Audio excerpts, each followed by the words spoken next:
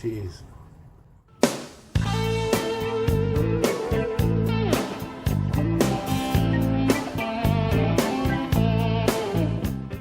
Happy Homebrew Wednesday, guys. Cheers.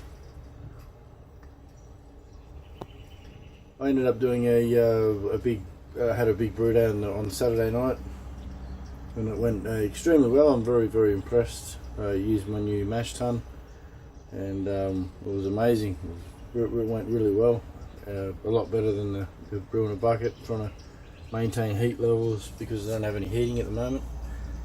And what I'd like to do is, I'd like to, if you can picture this in your head, I'd like to get like an old kettle like this, and when I have the pump running, a recirculation pump, what I'd like to do is have the pump as recirculating, and then basically have the kettle filled up and plugged into a temperature controller, and I want to have a coil about the size of a Coke can, probably immersed in the water there. So, and then the temperature probe will be inserted into an elbow on the recirculation unit there, and basically, turning the kettle on and off, keeping the water, at that level, because you're not massive shifts in temperature. It'll probably be able to maintain it quite well, and that'll be my design, and I'll get that up pretty shortly,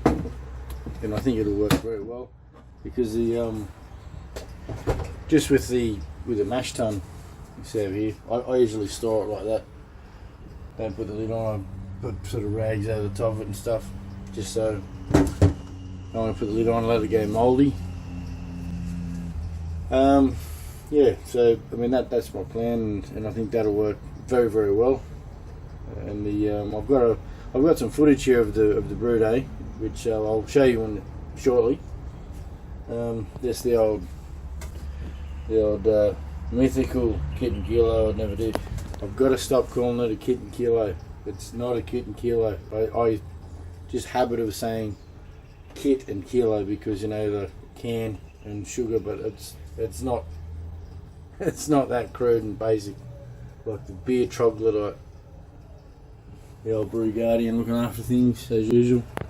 The other night when I was vol-offing, recirculating, I designed some sort of a nozzle which actually worked pretty well. If you can see that, it's just a bottle top, and you can see here's a piece of wire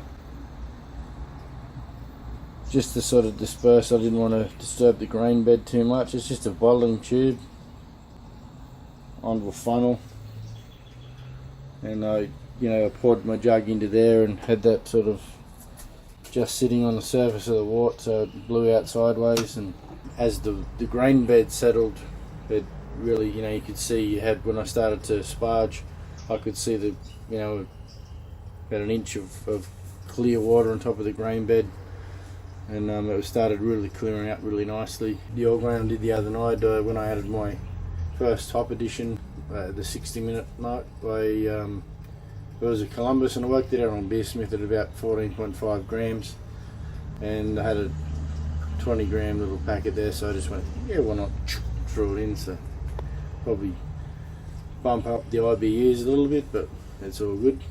But I've got some, you'll see some footage there of the colour. It was quite nice, looked really good. Probably when you look at it, it's probably a little bit misleading. Some people might think it looks like a stout.